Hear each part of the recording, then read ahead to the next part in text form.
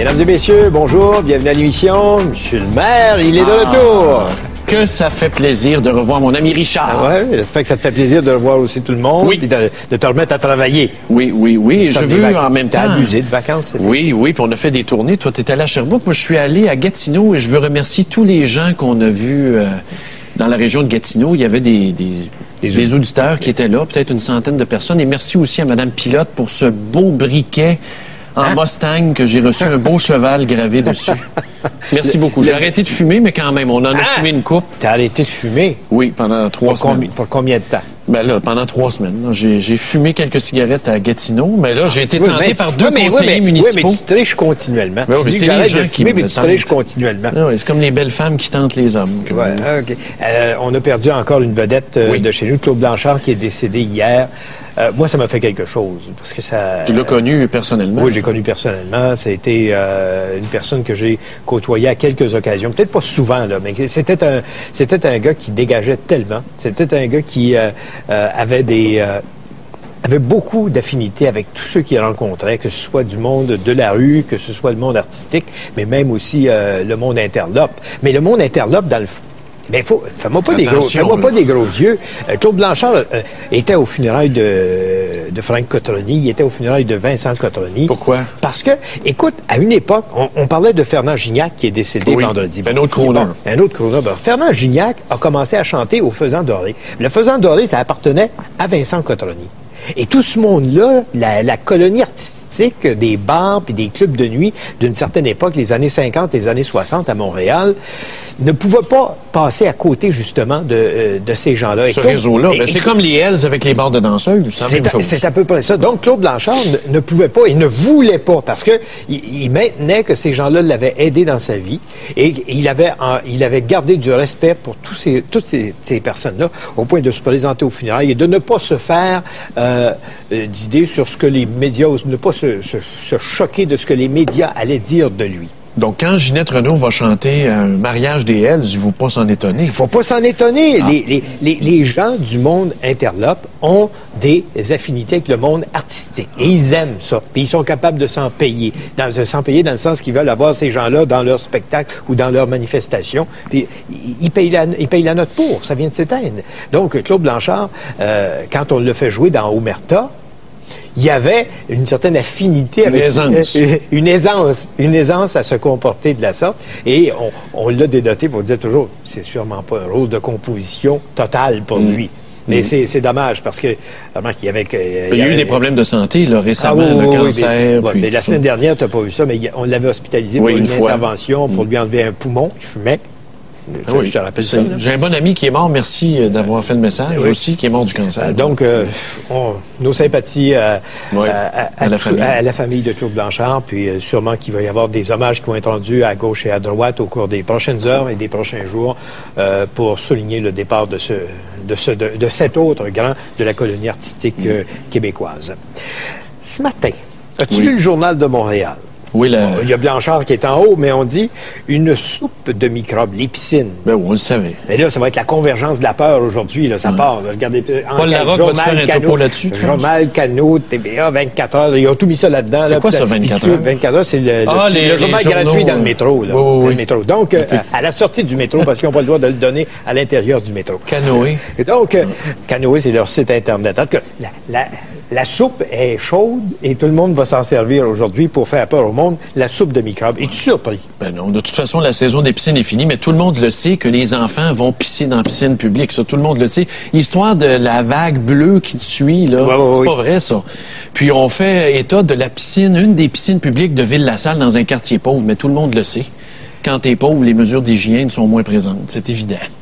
Les piscines publiques à Westmount sont peut-être plus propres au niveau bactériologique parce que c'est une question de culture puis de milieu social, on le sait. Donc on n'est pas surpris. J'espère qu'on n'est pas surpris que des piscines publiques, c'est des piscines à crottins. à crottin. Ben voyons donc. C'est sûr que des excréments puis des coliformes fécaux, on a tout ça dans les piscines publiques en général. En avez-vous des piscines publiques ou oui, piscines on en publiques, a une. vous autres? On en a une. Comment vous traitez ça? Ben, elle est traitée à tous les jours. C'est la personne responsable de l'usine de filtration qui fait les tests, qui vérifie. Mais ça arrive des fois qu'on en a des problèmes, c'est sûr. La turbidité, tout ce que tu voudras. Même dans le robinet, tu as vu, quand tu mets trop de chlore, c'est rapporté dans les journaux ce matin, c'est pas bon.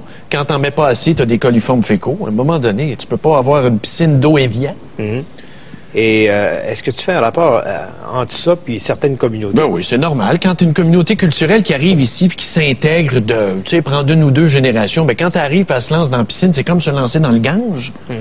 Il y a des effets bénéfiques à ça. Au fond, les bains publics à Montréal qu'on voit un peu partout, qui ont été transformés en piscine, c'est des anciennes places où on allait se laver dans les quartiers pauvres parce qu'il n'y avait pas de douche dans les appartements.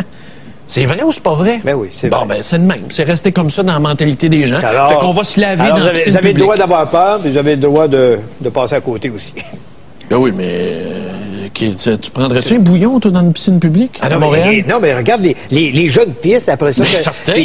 Ils sortent de... Ils crachent. Ils crachent. Qu'est-ce qu'ils crachent? Juste de l'eau? Ben non. Non, du crachat. Leur propre des morpions. Des morpions, pardon. Il n'y a pas de surprise à y avoir là-dedans. Ouais. Ça vit pas dans l'eau, ça?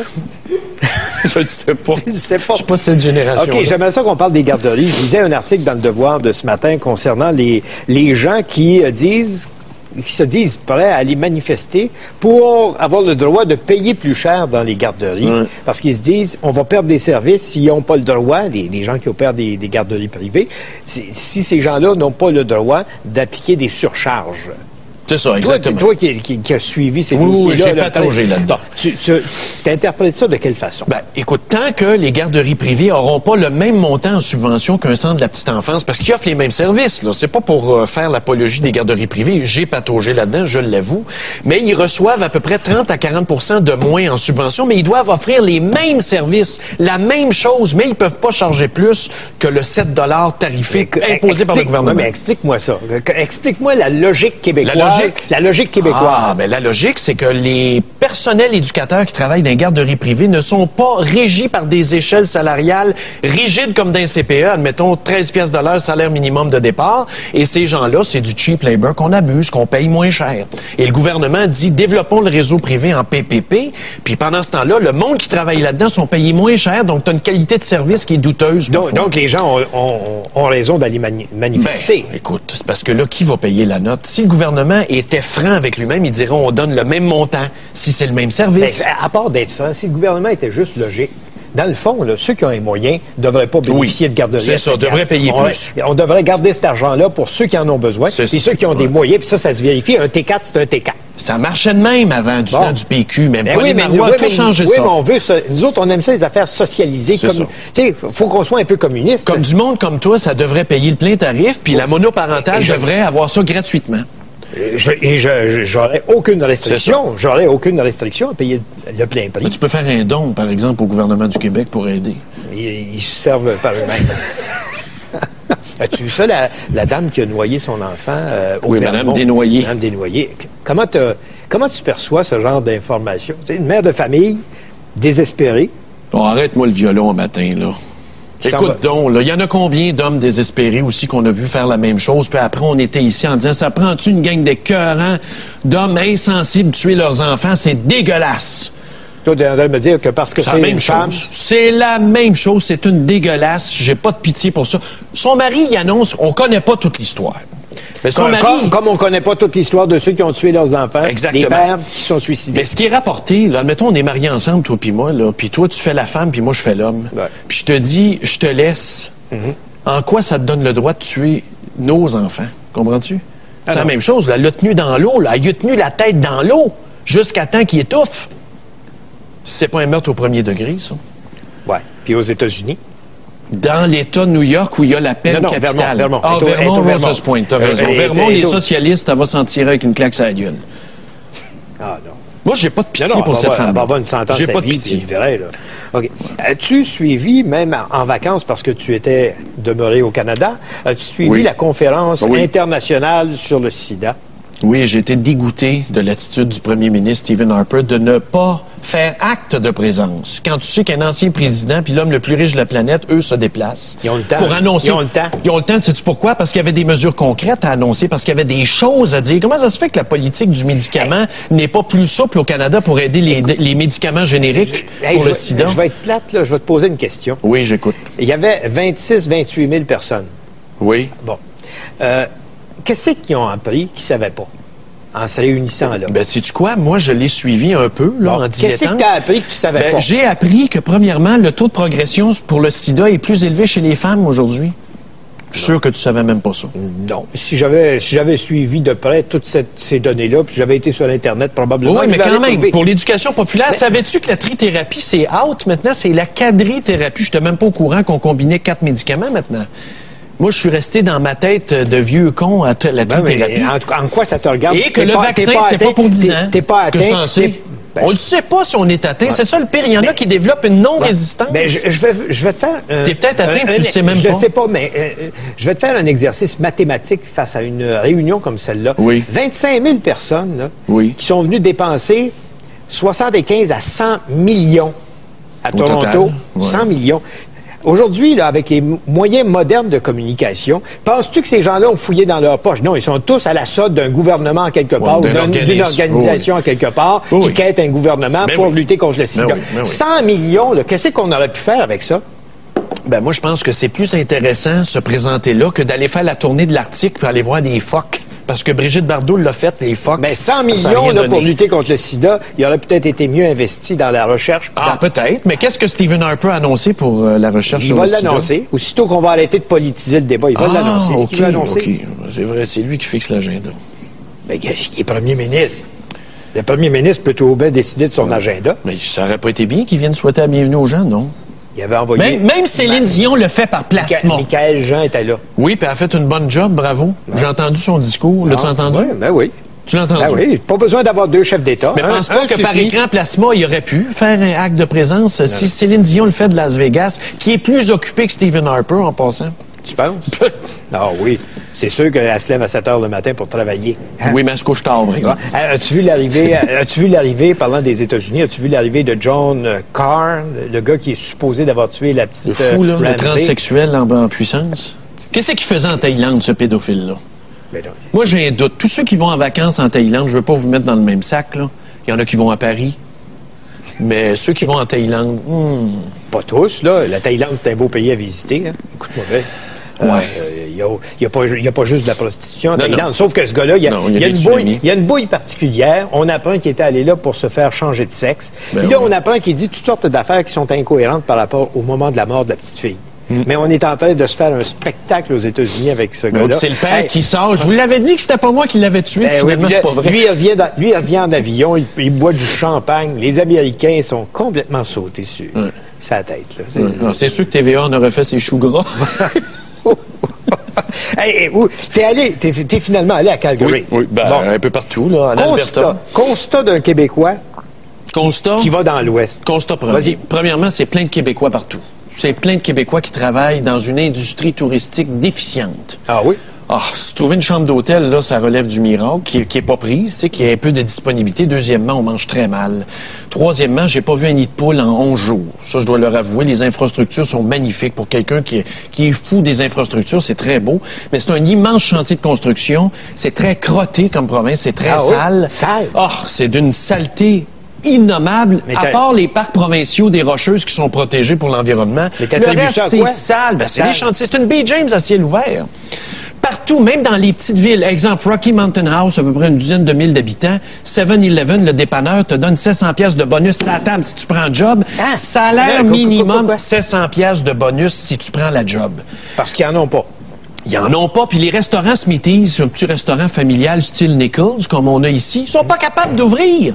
Sorry, out of workforce. Ils n'ont pas d'employés pour travailler. Salaire moyen chez Tim Hortons, 14 pièces de l'heure, je l'ai vérifié.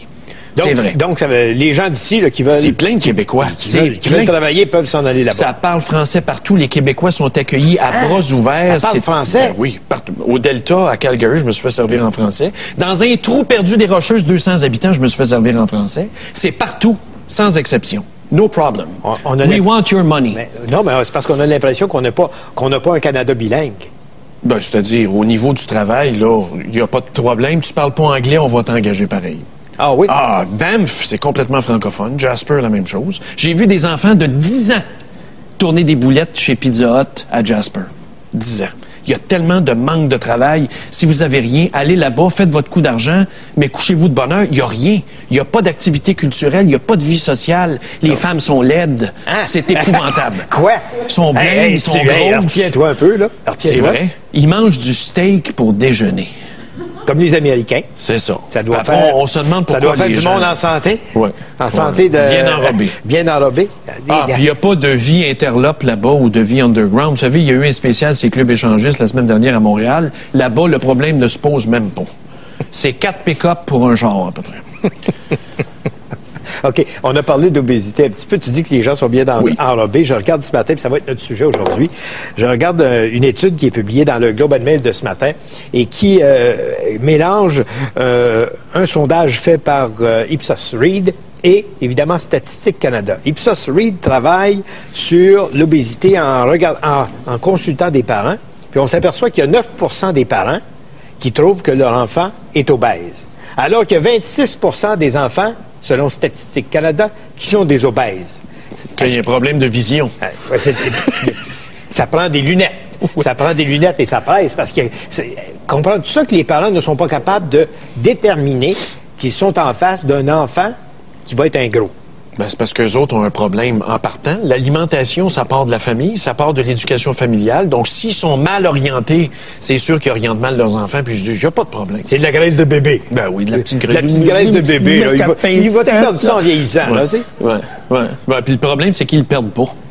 Ah non, puis de moins en moins. Puis je pense que les chiffres font en sorte que les médecins disent les parents tuent lentement et gentiment leur enfant en les laissant prendre du poids. Le crème glacée, les bonbons. Moi, je connais une fille que je nommerai pas en ondes qui a 8 ans, qui pèse 130 livres.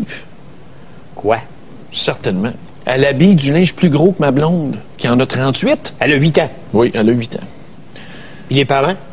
Ben, c'est ça. Non, mais parle-moi des parents. Je peux pas te parler des parents. Ben oui, mais c'est de ça qu'on va parler ce matin. On va les reconnaître en ondes, je peux pas en parler. Tu peux pas en parler.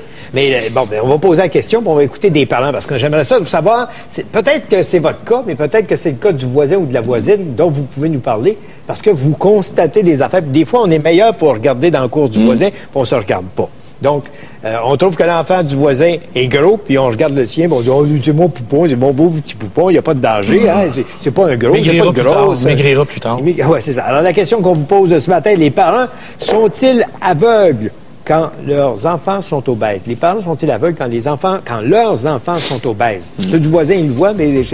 Alors, vous pouvez commencer à nous téléphoner à Montréal, 790-0874, 1877-790-3535 pour partout au Québec, ou écrivez-nous par Internet, c'est écrit en bas de l'écran.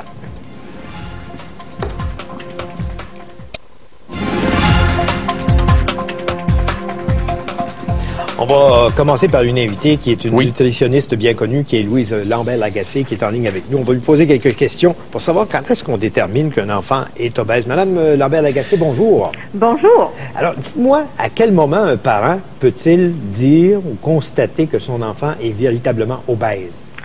Bien, je pense qu'on n'attend pas qu'il soit obèse. C'est qu'on regarde la croissance de l'enfant, sa progression de saison en saison. Et mettons chez un préscolaire, un enfant en bas de 6 ans, s'il prend plus de 5 livres par année, parce qu'on va chez le médecin tous les ans et on voit le pèse-personne, alors là, on peut se dire, ben, pourquoi il a pris trop de poids? Alors, on se pose des questions le plus rapidement possible sans devenir obsédé par le poids.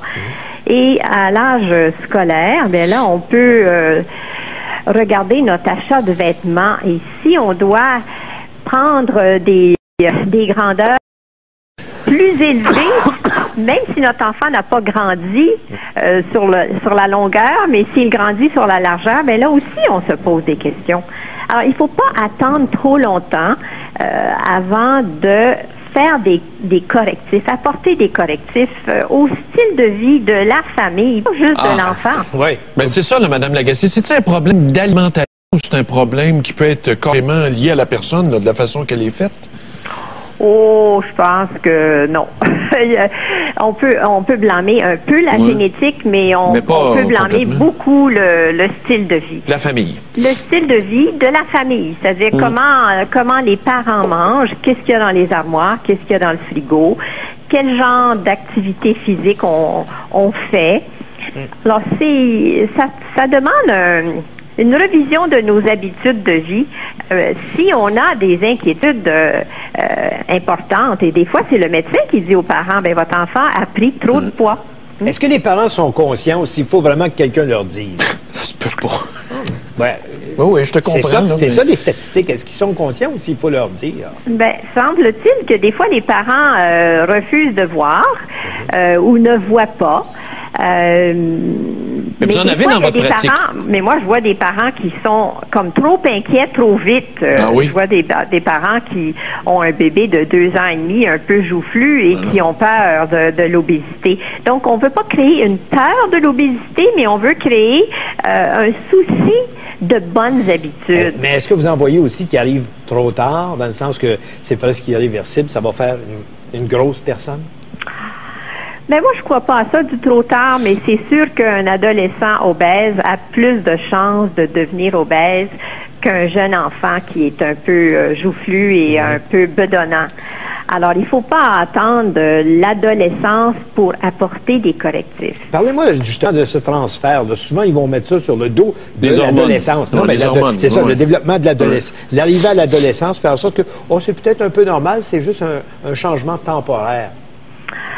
Ben, on peut regarder de saison en saison, mais des fois, on a si les parents eux-mêmes ont un problème de poids, déjà l'enfant est plus vulnérable. Donc, je dirais que le feu rouge, là, c'est est-ce que dans la famille, il y a un problème de poids? Donc, si mon enfant est un peu trop lourd, c'est le temps d'y voir, parce que je veux pas que le problème devienne tous les membres de la famille. Okay. Oui.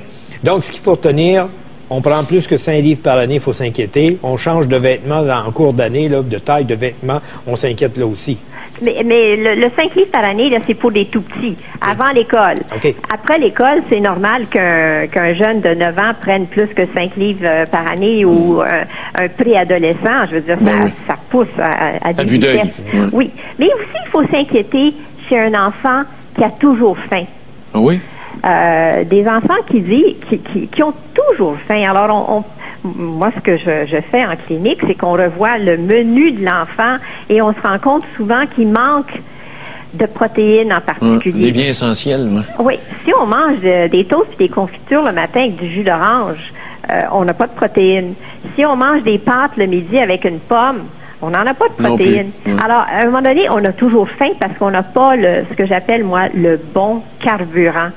Alors, ça demande des fois juste des correctifs, de regarder ce que l'enfant mange pour qu'il puisse être plus satisfait, qu'il ait une meilleure énergie et qu'il fonctionne mieux et que son poids ne continue pas d'augmenter. Mais on retient une chose, c'est une responsabilité parentale. Oui. Oui, familiale, c'est une responsabilité aussi de l'école. Aux États-Unis, il y a même maintenant des mesures contestées, mais où là, on pèse les enfants en début d'année scolaire et on donne un avis aux parents en disant votre enfant a pris trop de poids. C'est parfait, ça. Mais il y a des parents qui prennent ça comme étant une insulte. C'est certain. Pourquoi pas? C'est pas grave s'ils sont dans le mauvais chemin. Oui, mais en fait, on peut le regarder de plusieurs façons, mais il faut qu'il y ait tous les acteurs dans notre société la fameuse table. Une table de pilotage sur ce qu'ils vont manger. Non, mais c'est vrai pareil, il y a de la malbouffe dans les écoles. Madame Lambert-Lagacé, merci beaucoup d'avoir été avec nous. Ben, ça m'a fait plaisir. Au revoir. Au revoir. Alors, les parents sont-ils aveugles? Les parents sont-ils aveugles quand leurs enfants sont obèses? Bon, on vous revient dans un instant. Non, mais je te raconte.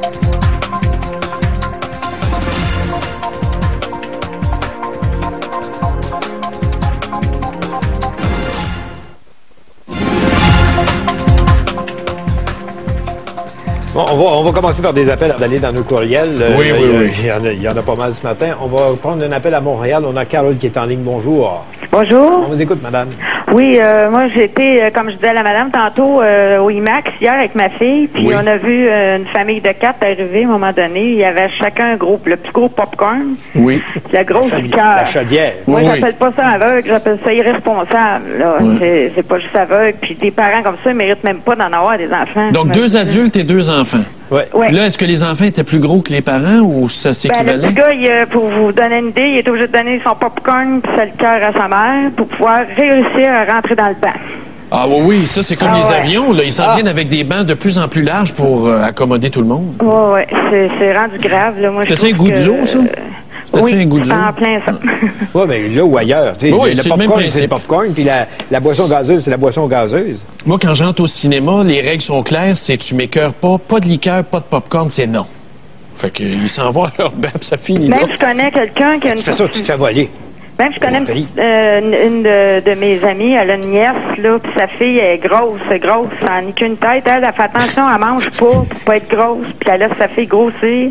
Puis en plus, il y a du diabète en famille. Fait que je trouve que c'est logique. Il y a beaucoup de diabète de gros, hein? Parce que s'il était plus maigre, il n'aurait pas. Je suis certain que si vous aviez parlé à ces gens-là hier, vous avez dit, non, pas de problème de poids, nous autres. On est une famille en santé. Quand tu commences à te battre avec le banc pour t'asseoir à 12-13 ans, là, il y a un problème. Vivre et laisser vivre. Vivre et laisser vivre. Pas de vos affaires. Merci, Carole. Merci. On prend un autre appel. On a Fanny qui est en ligne. Fanny, bonjour. Bonjour. On vous écoute. Bonjour. Oui, OK. Moi, je regarde les parents. C'est vrai qu'ils sont aveugles avec leur enfant. J'ai 2 enfants. Puis, je surveille tout ce qu'ils mangent. Puis, je regardais, moi, le petit à ma tante. Est-ce que c'est difficile de surveiller ce qu'ils mangent? Non, c'est pas difficile. Ben, t'as juste à regarder. Ben oui, mais non, mais tu t'ouvres les yeux, puis non, mais c'est parce que des fois, les parents vont dire, ouais, mais ils m'écoutent pas. Ah, tu sais que ça fait de la chicane dans le couple. Je sais pas, vous, Fanny, si ça fait de la chicane. Non, parce que des fois, je me pogne avec ma blonde sur. Je commence qu'elle la jette. Des barres tendres, c'est pas bon, des barres tendres, c'est de la scrap. Ah oui? Oh, ils donnent-tu des petites barres granola? C'est de la merde, c'est du sucre, c'est des hydrocarbures. Les gens lisent pas les ingrédients. Ah, ça, c'est vrai. Ça, c'est vrai. Qu'est-ce que vous achetez, vous? Moi, ils mangent des légumes, ils mangent des fruits. Hein? Des légumes, des fruits. C'est correct, ça? Ah oui. Ah oui. Mais il faut pas qu'ils mangent seulement ça. Ah, ça, c'est la nouvelle mode que j'ai vue en Alberta. Ils te vendent des petits morceaux de pommes. Avez-vous vu ça chez McDo? Oui, avec du caramel. Ben oui, ils te donnent ça puis ils te pensent que ça reste santé. La pomme, ça fait 4 jours qu'elle est coupée et elle est blanche. Il y a un problème. Ça se peut pas, c'est chimique. Avec du caramel, mais il faut-tu être cave? Avec du caramel. T'as vu ça? J'ai vu ça, j'en ai pas mangé. Moi, j'ai toujours pris mon trio McPoulet extra mayonnaise, mais j'ai pas vu ça. C'était dégueulasse. Ton trio ou la pomme? Non, le trio. OK, merci Fanny. Merci Fanny. On va aller à Greenfield Park. On a Francine qui est en ligne. Bonjour, madame. Bonjour. On vous écoute. Bon, écoutez, moi, tantôt, c'est M. Stéphane, comme vous avez dit, on pointe souvent à des parents, là, à cause de l'alimentation. Moi, je peux vous dire juste une chose. On a beau faire attention, on a beau leur servir du poisson, des légumes, des fruits. Ils veulent pas. Entre les repas, ça se garoche au dépanneur, ça s'achète des cochonneries. Mais qui leur donne l'argent? Ben, c'est parce que, comme moi, j'ai des jumeaux. Ils ont des jobs de fin de semaine, ils ont de l'argent de poche. Fait qu'ils dépensent leur argent dans les cochonneries? Ben, pas toutes, mais ils en achètent. C'est vrai. Et là, on perd contrôle en tant que parent. C'est un gros problème. Vous savez, moi, j'ai toujours des plateaux de fruits qui débordent, et puis je suis toujours pas mal seule à les manger. À un moment donné, quand ça fait 2 livres de pêche ou de poire que tu manges, t'as bien beau vouloir manger sans... Quand t'es seule à les manger, là, c'est vrai que c'est pas faisable. C'est vrai. Quand ils ont de l'argent de poche, là, on peut pas être en arrière d'eux tout le temps. Oui, mais l'éducation qu'ils ont reçue avant... Moi, mais j'en ai donné de l'éducation à mes enfants. J'en ai donné... Je leur dis même souvent, écoutez, mais moi, mes gars, mes jumeaux, ils mesurent 6 et 4. C'est pas des feuillettes, gars, là. Je sais pas comment ce qu'ils pèsent. J'ai jamais réussi à les rembarquer sur une balance depuis quelques années, mais ils sont pas petits, là. Quel âge qu'ils ont? Ils ont 17 ans. Oh, c'est des adultes, quasiment. C'est des adultes, oui, mais c'est parce que... Mais ils sont pas gros? Ils sont pas petits. Ouais. Ça prendrait un peu d'exercice. Ils sont pas petits. Puis si, quand je fais la remarque, ben là, ça boude. Ouais. Ça grogne. Ah, ben là, maman, c'est pas correct. Mais il pourrait faire de la lutte. Il pourrait faire de la lutte gréco-romaine, comme Réal Ménard, le député du Bloc, là, dans les Hard Games, il avait fait de la lutte. Ouais, non. Non, tu essaies de donner un enseignement, tu essaies de donner des lignes directrices, là, mais rendu à un certain âge, à 17 ans, là, tu n'as pas de contrôle. Tu as beau leur servir le poisson, là, puis pas le poisson pané, là, parce qu'on sait très bien, tout le monde, que c'est pas bon. Un bon poisson avec des légumes, 1 heure après le repas, ça se garoche au dépanneur, s'acheter des chips, des choses comme ça. C'est comme, on perd contrôle comme parent à un moment donné, là. Ben oui, puis tout ce qu'ils vendent chez Couche-Tard, on se comptera pas d'histoire, c'est de la bière, des chips puis des bonbons. Ben, c'est ça. Tu rentres, puis c'est ce que tu vois. Le comptoir santé est pas... le comptoir santé est pas très en évidence. Puis, faut oublier aussi, impensable d'écouter un film, une vidéo, sans qu'il y ait un bol de chips. Sans avoir de oui, ça, c'est typiquement, ça va avec la patate de sofa. Okay, merci Francine. On a un autre appel. On a Sandra à Québec. Bonjour. Bonjour. On vous écoute. Oui, moi, c'est ma soeur. Elle a 2 petits-enfants obèses. Elle a 2 enfants obèses. Oui, 3 ans puis 5 ans. Est-ce qu'elle le sait? Ah oui, tu lui dis, puis c'est pas grave, ils viennent perdre du poids. Mais c'est jamais grave. C'est jamais grave. Non, c'est jamais grave. Ils boivent pas de lait, ils boivent pas de jus. C'est toujours... Eux autres, c'était le coke dans le biberon? Pardon? C'était ça, le coke dans le biberon? Oui. C'est ça. Oui, c'est l'enfer. Tous les maudits jus qui vendent boissons au raisin. Boisson, il n'y en a pas de jus. C'est du sucre. Tang, puis tout ce que vous voulez, puis ces cochonneries-là de Tang. J'espère qu'ils sont pas commanditaires ici. Non, mais c'est vrai, c'est de la cochonnerie. Tous les cristaux, ça va pas de la merde. Non, mais c'est tellement plus simple. Ben, il me semble que c'est plus simple de choisir. Non, mais de choisir des voies, là, qu'est-ce qui est du jus?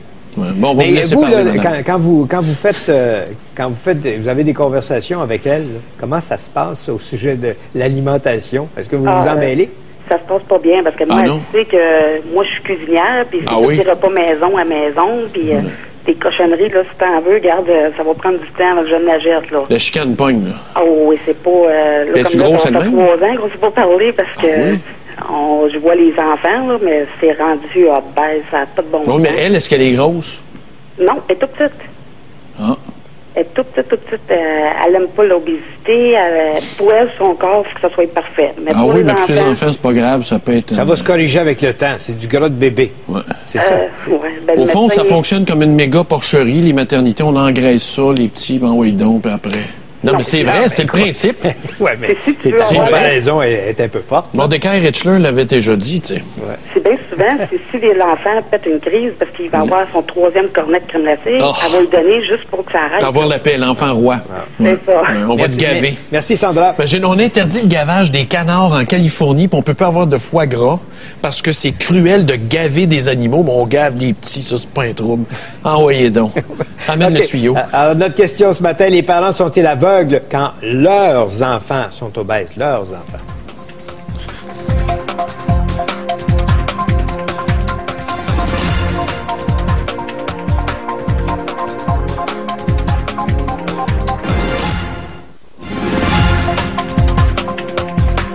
Écoute bien ça, Jacques Vaillant nous écrit, il dit « Je demeure près du restaurant de la Casa Corfou. » C'est le oui, hall, sur Masson. Le hall you can eat là, à l'américaine. Ça a été mon client, ça, la Casa Corfou. Ah oui?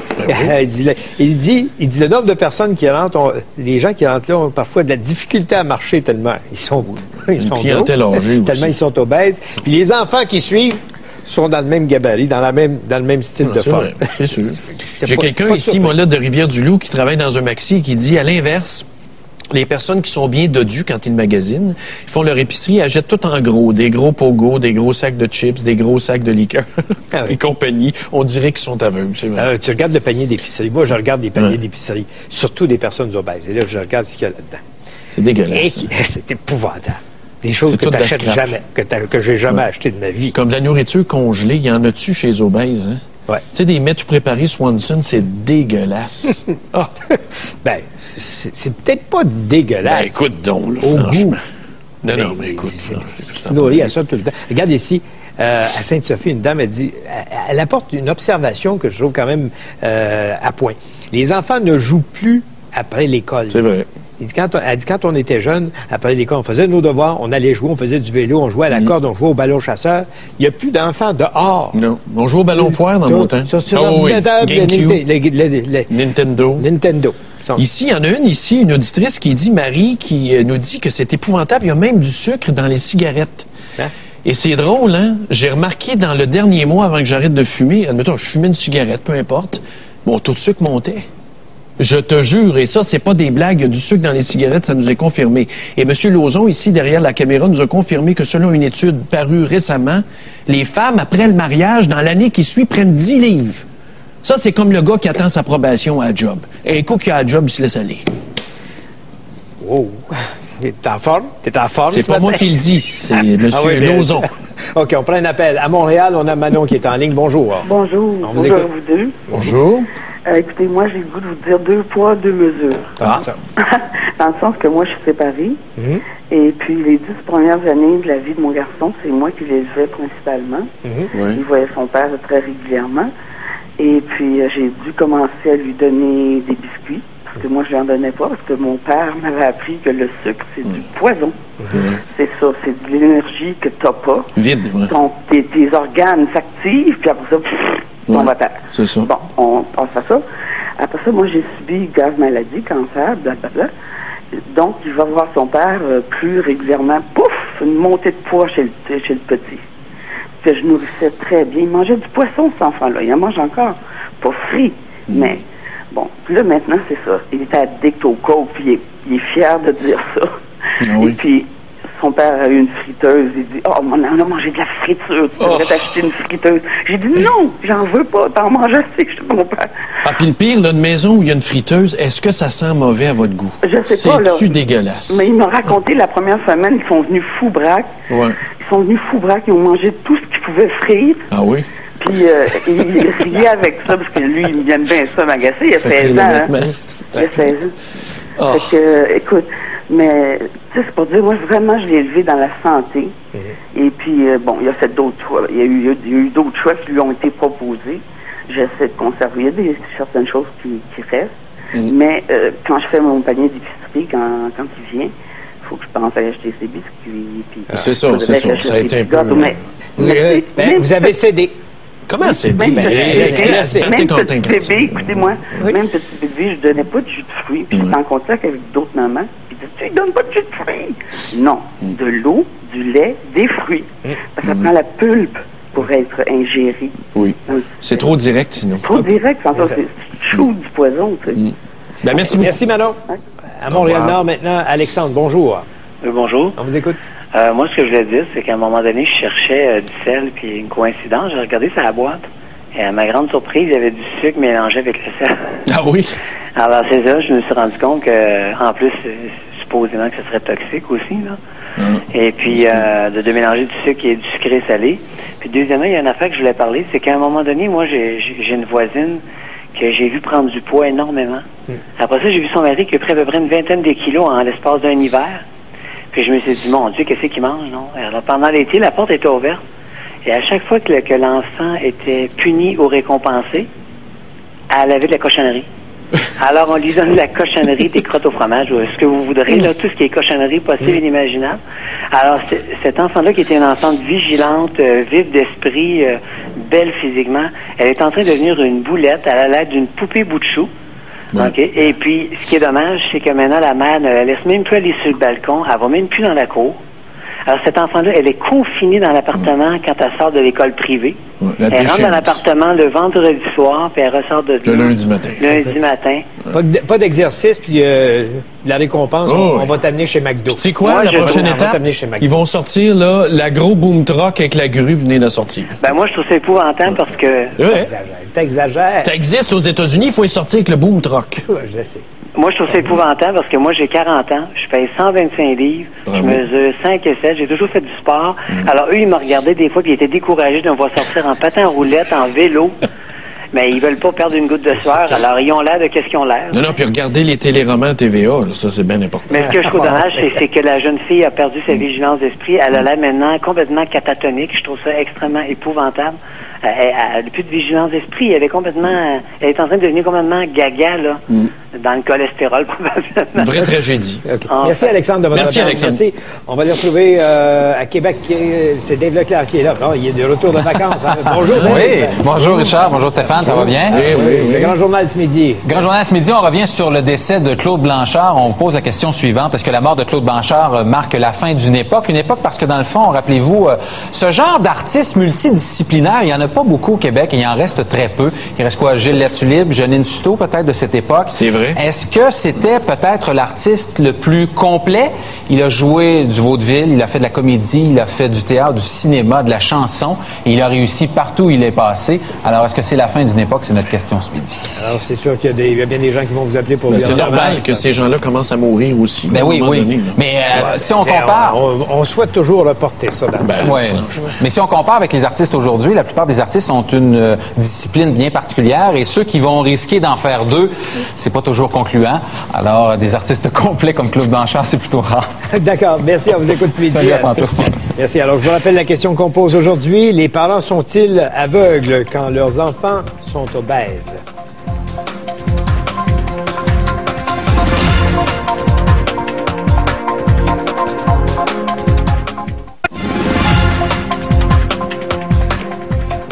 As-tu le temps de regarder quelques courriels de plus? Ben, je pense que ça tourne toujours autour du même thème, que c'est les parents qui sont les grands responsables. Oui, ben, la majorité des enfants obèses ont des parents obèses. C'est pas surprenant que ceux-ci ne voient pas le problème comme tel. Puis c'est parce que j'avais une jeune tantôt, une jeune de 15 ans qui dit, ben, mais les parents sont jamais là. Puis la crème glacée, il y en a dans le frigo. Puis quand on n'a pas le temps de se faire d'autres choses ou on ne sait pas faire autre chose, ben, on s'empiffre de crème glacée. Tu vois, il y a quelqu'un ici, bienvenue au nouveau rock voisine des ondes. Bon, c'est bien, merci. Celui-là, tu l'avais vu.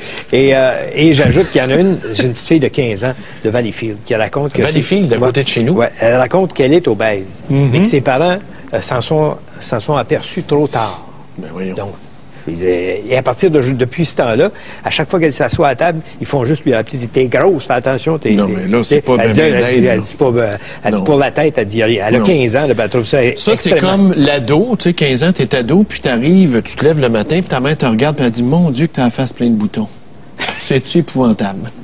Alors, il va s'aimer toute la journée. Ouais. Bon.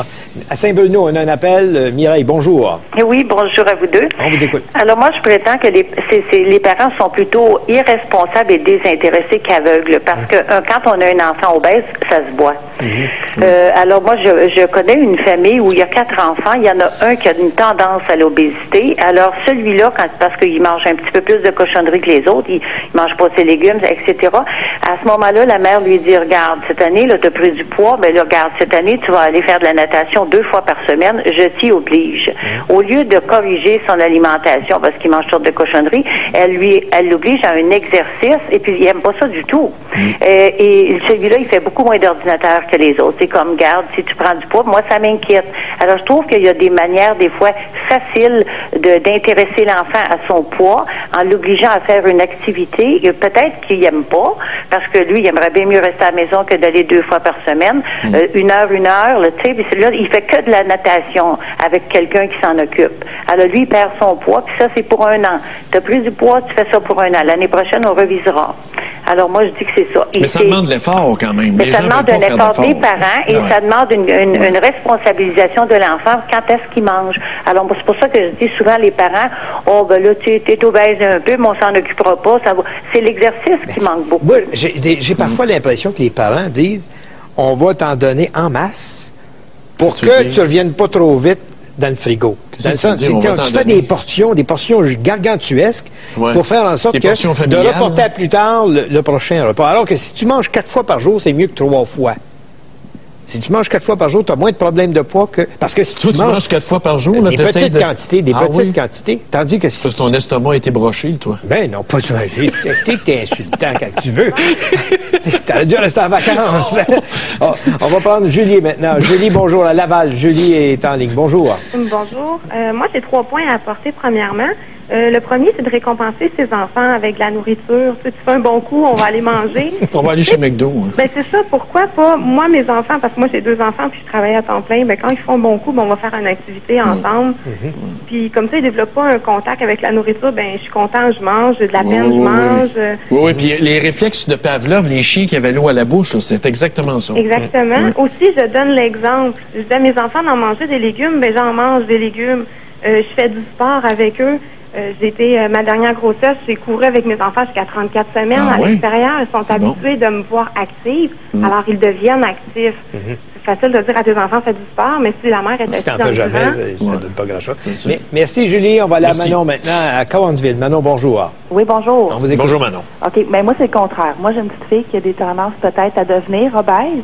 Puis, malheureusement, c'est l'entourage alentour qui me dit, non, est normal, cet enfant-là, bâte pas avec ça, ça va passer. Pourquoi vous dites tendance à? Parce que vous l'avez vu, vous voyez ça aller, quoi? C'est parce que je vois qu'elle a comme une petite bédaine, là, puis des fois, on fait des farces, on se dit quand est-ce que tu vas avoir tes petits minous, tu sais? Ah oui. Donc, c'est ça. Fait que je sais que peut-être ça pourrait devenir problématique. Puis, étant donné que moi et mon conjoint n'est pas obèse, mais on est un peu enveloppé, là, ça pourrait devenir un problème. Fait que c'est de la remettre là-dedans dans la bonne direction, de dire, bon, mais regarde, faut que tu manges bien, que tu fasses l'exercice. On marche pour aller à l'école. Oui. Après l'école, on fait des activités à l'extérieur. Ah oui, c'est bon.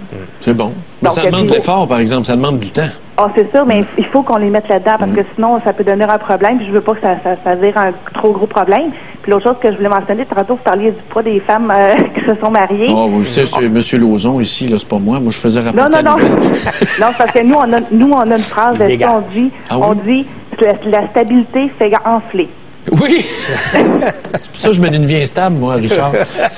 Mais merci, Manon, de votre appel. Regarde le courriel de Mme Richard de Bécomo qui dit « Si vous entrez dans une pharmacie, vous verrez l'échantillonnage de produits pour maigrir.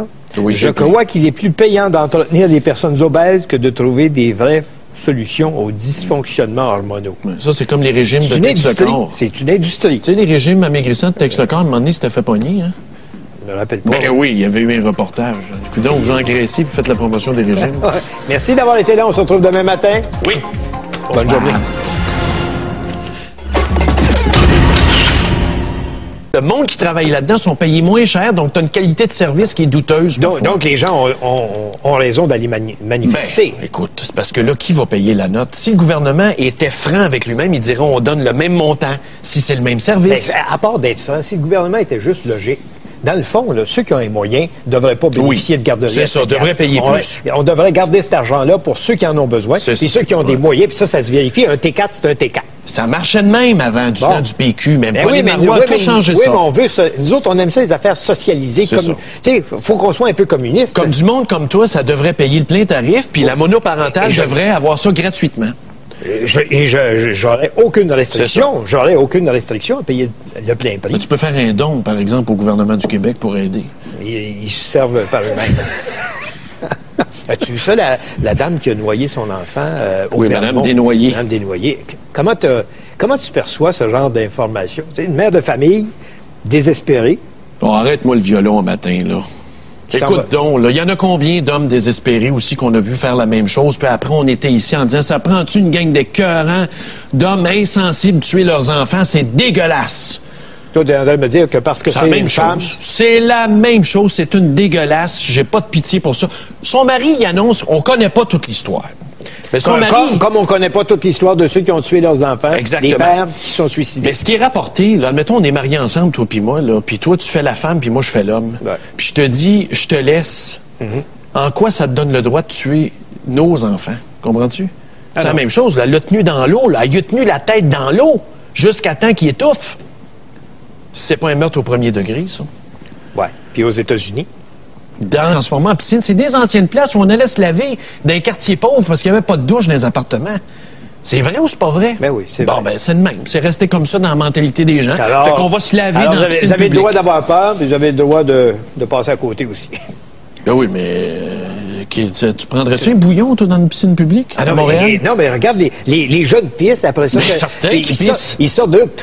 Ils crachent. Ils crachent. Qu'est-ce qu'ils crachent? Juste de l'eau? Ben non. Non, du crachat. Leur propre microbe.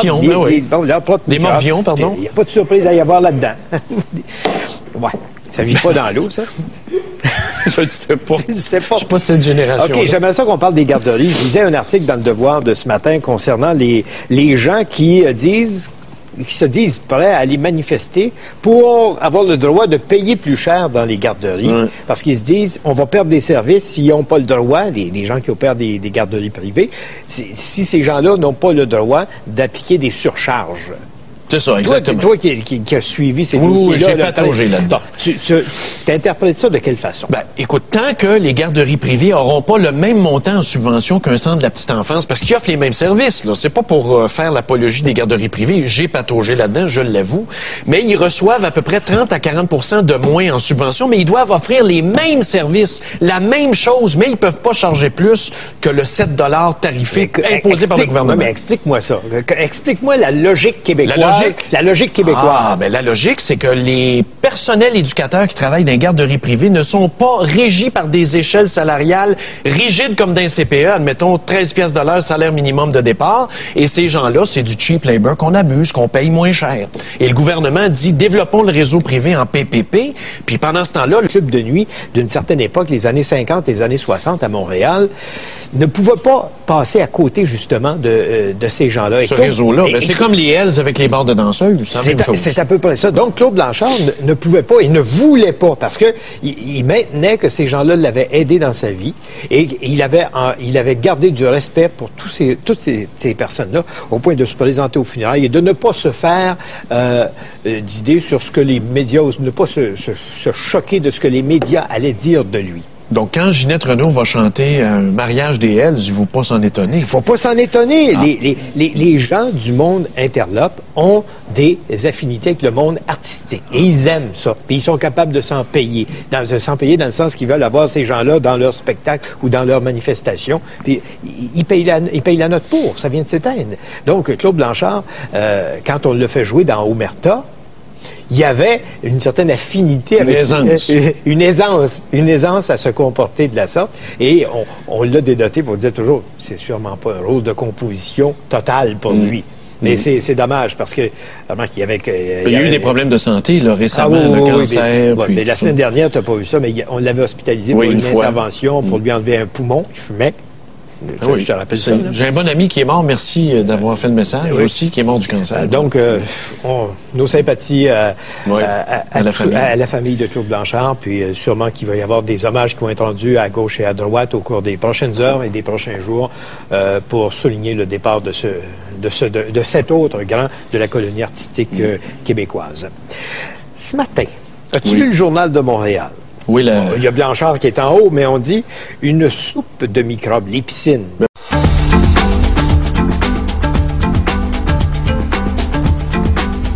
Mesdames et messieurs, bonjour, bienvenue à l'émission. Monsieur le maire, il est de retour. Que ça fait plaisir de revoir mon ami Richard. Oui, j'espère que ça te fait plaisir de revoir aussi tout le monde. Oui. Puis de te remettre à travailler. Oui. Je veux en même temps... T'as abusé de vacances. Oui, puis on a fait des tournées. Toi, t'es allé à Sherbrooke. Moi, je suis allé à Gatineau et je veux remercier tous les gens qu'on a vus dans la région de Gatineau. Il y avait des auditeurs qui étaient là, peut-être une centaine de personnes. Et merci aussi à Mme Pilote pour ce beau briquet en Mustang que j'ai reçu, un beau cheval gravé dessus. Merci beaucoup. J'ai arrêté de fumer, mais quand même, on en a fumé une coupe. T'as arrêté de fumer? Oui, pendant 3 semaines. Pour combien de temps? Ben là, pendant 3 semaines. J'ai fumé quelques cigarettes à Gatineau, mais là, j'ai été tenté par 2 conseillers municipaux. Oui, mais tu triches continuellement. Tu dis que j'arrête de fumer, mais tu triches continuellement. Oui, c'est comme les belles femmes qui tentent les hommes. Ouais, OK. On a perdu encore une vedette de chez nous, Claude Blanchard, qui est décédé hier. Moi, ça m'a fait quelque chose, parce que ça... Tu l'as connu personnellement? Oui, j'ai connu personnellement. Ça a été une personne que j'ai côtoyée à quelques occasions. Peut-être pas souvent, là, mais c'était un gars qui dégageait tellement. C'était un gars qui avait beaucoup d'affinités avec tous ceux qu'il rencontrait, que ce soit du monde de la rue, que ce soit le monde artistique, mais même aussi le monde interlope. Mais le monde interlope, dans le fond, mais fais-moi pas des gros yeux. Claude Blanchard était aux funérailles de Frank Cotroni, il était aux funérailles de Vincent Cotroni. Pourquoi? Parce que, écoute, à une époque, on parlait de Fernand Gignac qui est décédé vendredi. Un autre crooner. Un autre crooner. Fernand Gignac a commencé à chanter au Faisan Doré. Le Faisan Doré, ça appartenait à Vincent Cotroni. Et tout ce monde-là, la colonie artistique des bars puis des... On le savait. Mais là, ça va être la convergence de la peur aujourd'hui. Là, ça part. Là. Regardez, Paul Larocque va te faire un topo là-dessus. Journal, Cano, TVA, 24 heures. Ils ont tout mis ça là-dedans. C'est quoi ça, 24 heures? 24 heures, c'est le journal gratuit dans le métro. Là, dans le métro. Donc, à la sortie du métro, parce qu'ils n'ont pas le droit de le donner à l'intérieur du métro. Canoë. Et donc, Canoë, c'est leur site Internet. En tout cas, La soupe est chaude et tout le monde va s'en servir aujourd'hui pour faire peur au monde. La soupe de microbes. Es-tu surpris? Ben non. De toute façon, la saison des piscines est finie, mais tout le monde le sait que les enfants vont pisser dans la piscine publique. Ça, tout le monde le sait. L'histoire de la vague bleue qui te suit, là, c'est pas vrai, ça.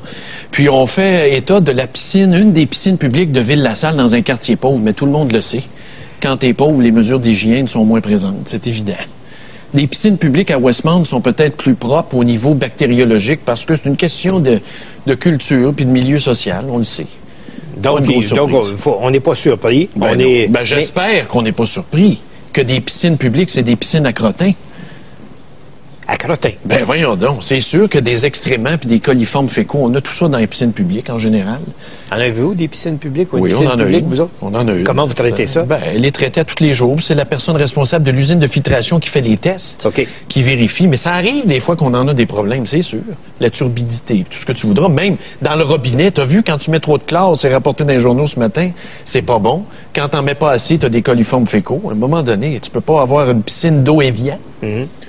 Et est-ce que tu fais un rapport entre ça puis certaines communautés? Ben oui, c'est normal. Quand tu as une communauté culturelle qui arrive ici puis qui s'intègre tu sais, prend une ou deux générations, ben quand tu arrives et elle se lance dans la piscine, c'est comme se lancer dans le Gange. Il y a des effets bénéfiques à ça. Au fond, les bains publics à Montréal qu'on voit un peu partout, qui ont été